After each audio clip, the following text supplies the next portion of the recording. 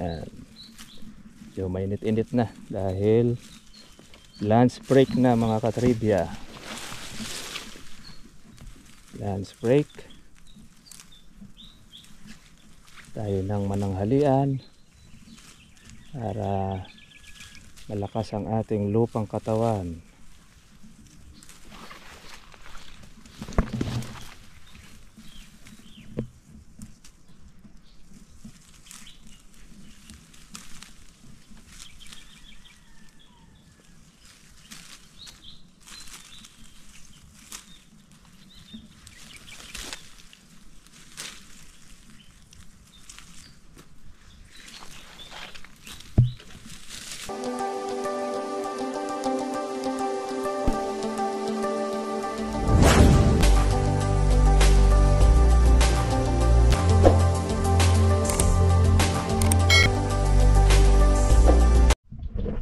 Kumusta na po kayo mga katribya at welcome sa aking YouTube channel.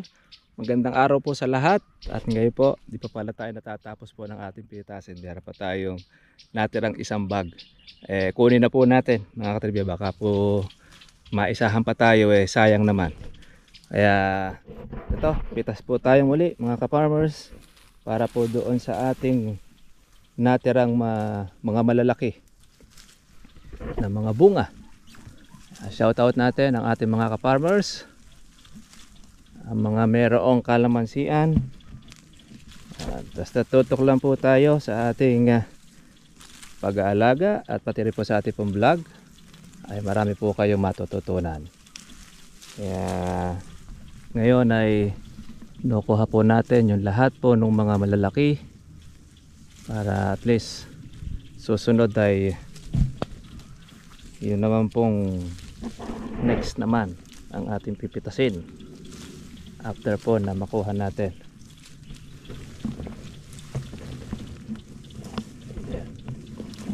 Papunta na kasi mga katribya po yan sa dilaw kapag hindi po natin pinitas ang ating kalamansi. Tapos susunod naman ay ating herbicide naman ang ating tatrabahuhin. Kaya hindi po tayo mawawalan mga katribya ng matatrabaho sa ating kalamansi. Ang ganda lang yan mga katribya, pero nakakalibang at saka nakakaaliw pagka meron kang inaalagaan, meron kang bunga, meron kang napipitas. Yan. At sa tingin natin ay medyo bumaba ang presyo, okay pa rin, sulit. At ipagpasalamat natin sa nasa isa taas na binagkalooban tayo ng bunga.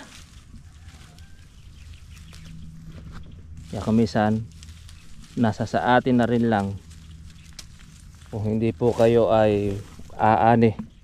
Pagka po pinabayaan natin ang ating kalamansi,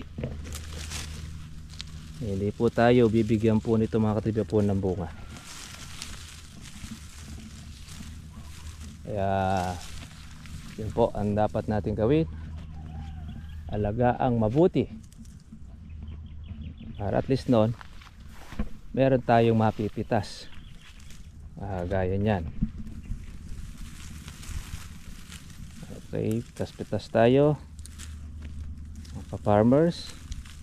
Shoutout natin po sa Middle East. Naku, sana naman tuloy-tuloy po yung kapayapaan. Grabe, mahirap po pagka po merong gera. Nagtataasan ng mga bilihin, lalo ngayon mataas na po uli ngayon mga katibya po ang kurudo. Buti na lang po tayo ay hindi nagpapatubig ng ating kalamansi. Kaya lang syempre yun naman pong ginagamit po nating service, kailangan din po ng kurudo niyan. Kaya apekto talaga bawat pamilya, pati rin po bilihin mataas na rin dahil sa gera sa Israel at Iran. Yan. Dito sana sa Pilipinas, maintain lang natin Masarap na po yung ganito, basta't mapayapa ka, may kapayapaan, kaysa may kaguluhan. Kawawa po ang ating mga anak.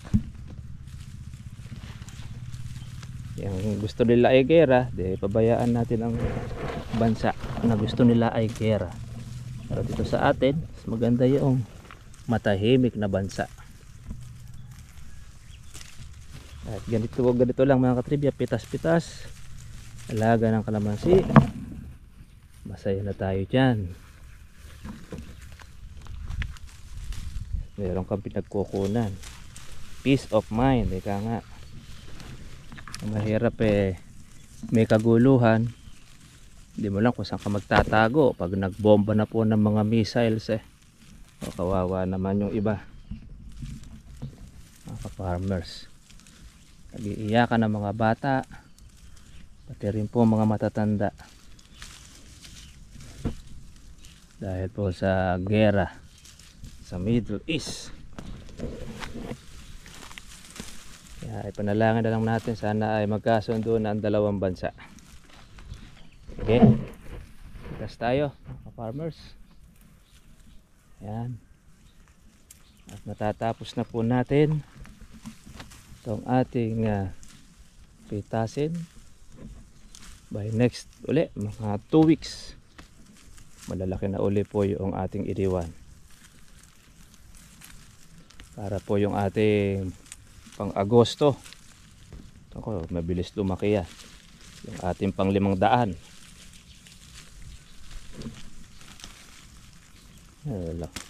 Laki ng bunga. Kaya siya yung bukuhan ng ating kalamansi natin, dahil malalaki nga naman, makatas. Yan ang masarap pong ikalamansi juice. Bungang puro uno.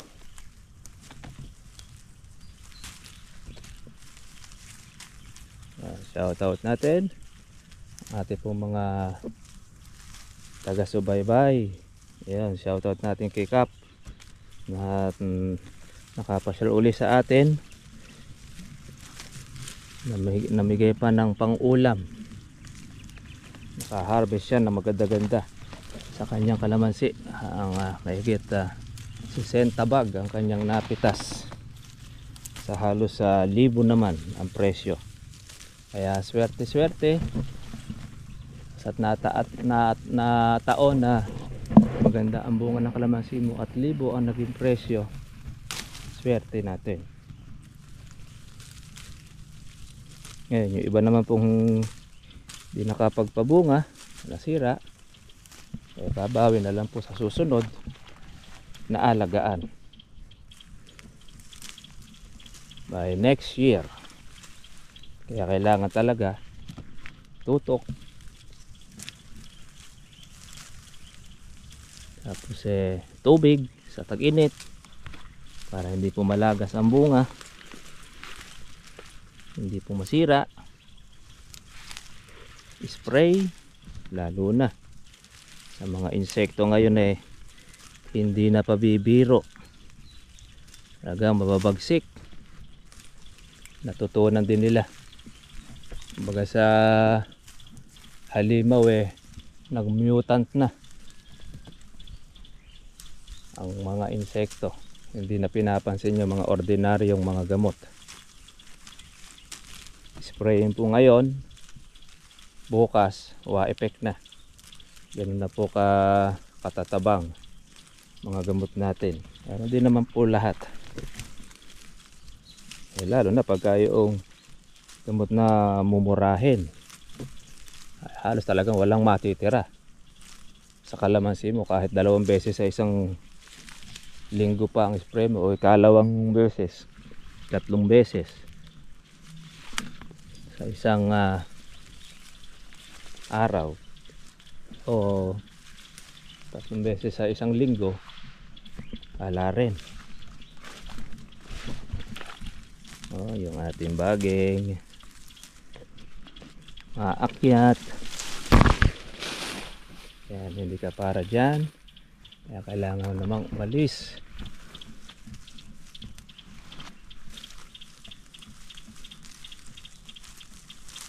Ito yung ating natira na hindi natin natapos kahapon. Ngayon ay lipitas na po natin para hindi po siya maging dilaw o reject. Kung naging yellow kasi yan, lalong mawawalan po ng presyo. Kaya hanggat berde pa, makuha na natin na makuha. Mga katribya po yung white flies, talagang hindi siya humihinto kahit umuulan lilipad-lipad pa rin. Kaya lang din na niya po kayang paitimin po ang dahon dahil nahuhugasan na. Meron tayo mga katribya pong kuwan, dapo. Yan. Ito isa ito mga katribya po sa salot sa kalamansi. Itong dapo na yan, pag nakita ninyo, putulin or kunin, tapon. May sip-sip po yan ang sanga ng kalamansi natin. Unti-unti niyang pinapatay ang ating puno o sanga para siyang orchids or linta. Hanggat may nasisip-sip sa sanga ng ating kalamansi, buhay yan. Pero pagka naubos na, wala na, papatay na ang sanga, mamatay na rin siya. Okay, mga katribya, tayo tumatawag si Mrs. Magtatanghali na kasi.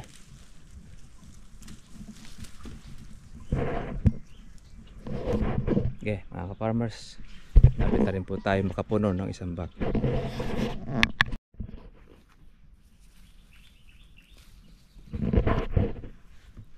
Ito na mga katribya po yung ating pitas. Masakit na sa balakang. Mahigit na po kasi ito mga katribya, mga 17 kilos. Pagka punong-puno ay maabot po ng 18. Itong kanduang ganito, kaya mahigit kalahating red bag ang laman ng ating kalamansi. Sakit na sa balakang. Wala po nating maisalin. Pero pag nakikita pa natin na mayroong bungay hindi natin maiwasan na hindi po mapitas mga katripya. Maganda naman po ang sikat ng araw mga farmers.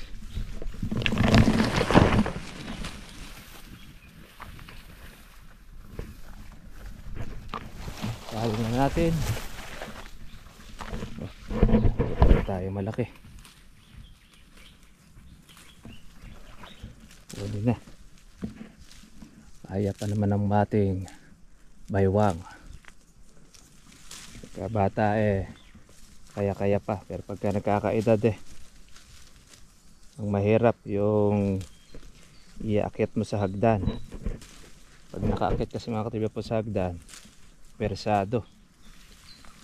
Pero pagka sa baba lang, ganito, kaya pa. Bitas-bitas tayo, farmers. Ayan. Ating mga malalaki,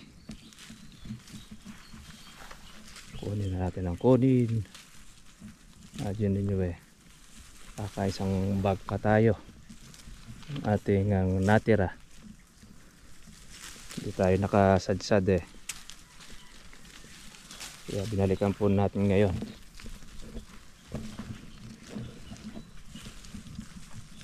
Okay, kuya, konti lang din po ang ating magiging reject ating kalamansi.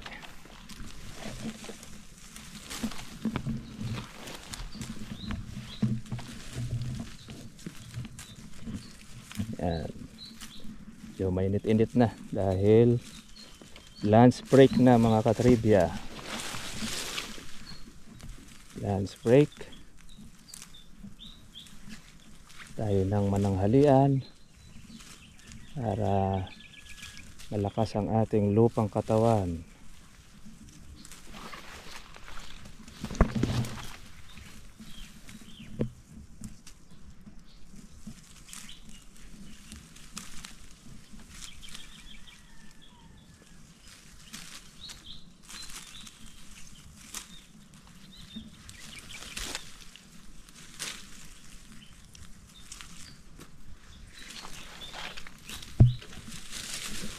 Sabay tanggal ng ating baging.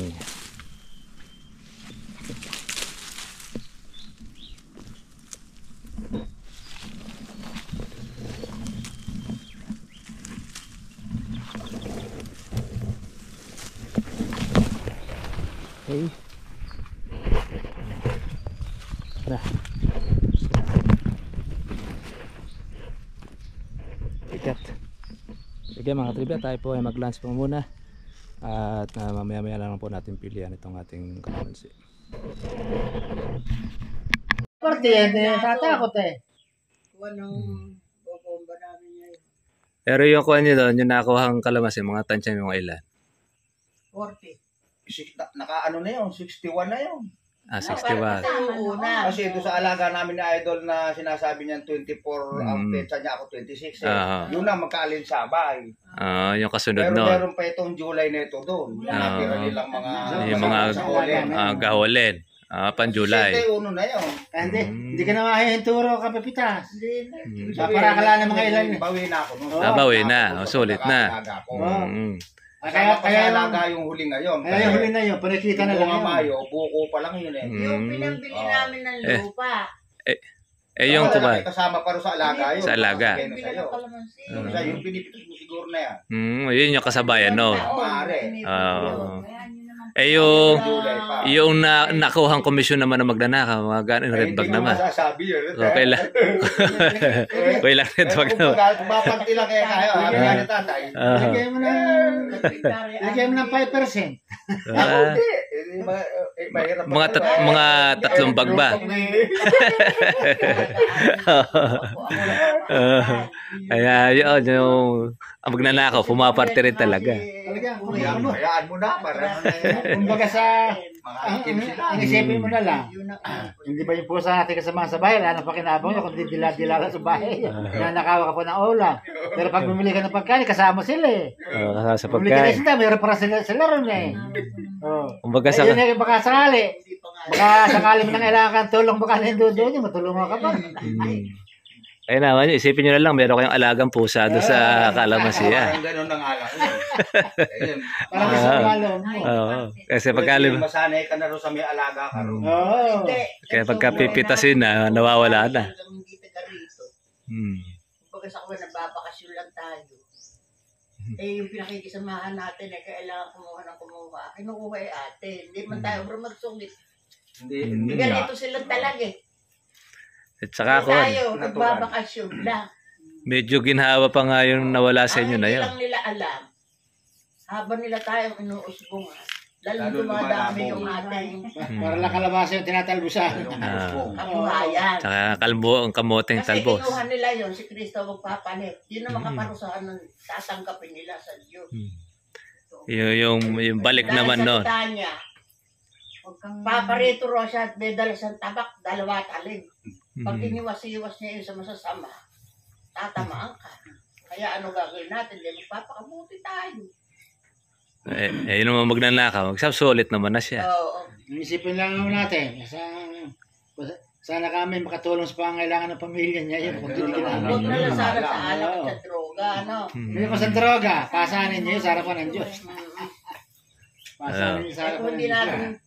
kung hindi natin iisipin yung gano'n, panay sama ng lupa. At saka hindi. Malay nyo, baka naman yung nagnakaw tumitirik na yung mata ng anak. Yun nga, baka nga nagugutom na yung pamilya. Nagugutom na yung pamilya. Nakatulong ka. Kaya madalas niya sabihin sa akin, Nagtataka nga lang ako doon sa pagkakaalaga ko na yun. Talagang Kasi nga, Hindi lang Tayo ako nagbabakasyon 61 na talaga yun. Sabihin, okay na Aba, rin sa... bawi na yun. Doon sa naging gastos. Bigla, sasamahan. Kaya malaki ang kuwan niya. Income. Ano ako? Ayan, ang pinagtapos ko. Dalawang ako. Naka, ano pa, Parehong pogi yan. mga, Parehong mabait. ano tawag doon? Weng, hindi ka ata kilala. Hindi ka. Kilala po yan. Huwag yung kulay blue, gagamitin ko yun. Brown. Dahil mag-i-spray. Yung green, tsaka yung brown. Mag-i-spray ako ng damo. Ay, may pitas pa ngayon? Ala ko may pitas ngayon doon. Oo nga. Ere, isang talapia. Magkano ba ngayon ang sili? Sa kuya ko may isa. Wala. Nung isang araw, sabi nito test, 60 ra. 60. Sa tintesi naman nadagdagat ko. Pwede, bawas eh. Ay, dalawa na 1.7 yung kalamansi. 60 eka. Ano ka ba? Ayan, nagkuhan pa ng tilapia. Ayan. Talapia. Ay, ayun, kinuha ko lang. Isa lang. Ayan. Hindi, pagka kasi ginawa yung tilapia, kukunin na natin. May laman yan eh. Pipitukahan na Ginagamit ko yan niya. eh. Hindi ko nga po Nakialeho, meron. Baka mamaya. Buhay na. Buhay. Sabay yan. Kasi pagka binitukan na, obligado na iluto eh. Opo, tinakagad. Pero okay na siya. Mamaya ka. Rasyon tayo ng tilapia. Kahuhuli lang sa kawan yan eh. Pwede pa, Sa palengke. taba.